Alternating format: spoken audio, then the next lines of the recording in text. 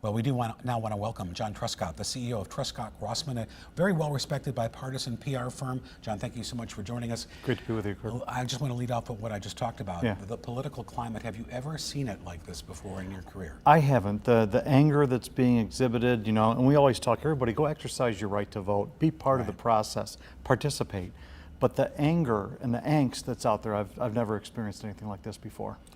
Traditionally primaries don't get a lot of voters. Voter turnout is low. What do you predict for today? This is a little bit different. I think, especially in West Michigan, we have a number of very high-profile races. You have a gubernatorial candidate in Tudor Dixon, who's from West Michigan. You have Peter Meyer running. That's a very active race. So I think that drives up participation, at least in West Michigan. And do you think that'll be a predictor for November as well? I do think so.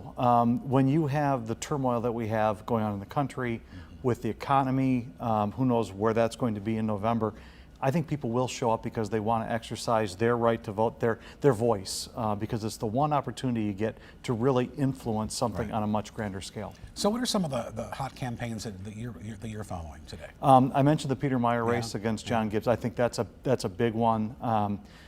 That will determine probably a lot of things in terms of, maybe even control of the Congress down the road. A lot of money, a lot of attention. The Greg Van Workum race over on the Lakeshore. Great candidate, House campaign chair. So you have somebody leadership in the state legislature who's being primaried. So I think we'll see how that turns out.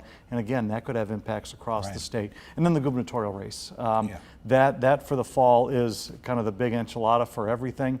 I do think Tudor Dixon pulls it out. The endorsement of the president helps, but we'll see. And only a few more hours to go. Yeah, and real quickly, this whole redistricting thing. The map showing I want to show you a map that shows the old versus the new. How do you think this will change the outcome today? And what does it mean potentially for November? I think a lot of people are showing up and not knowing the people that they're voting for because they would have voted for somebody else who's in a different district now.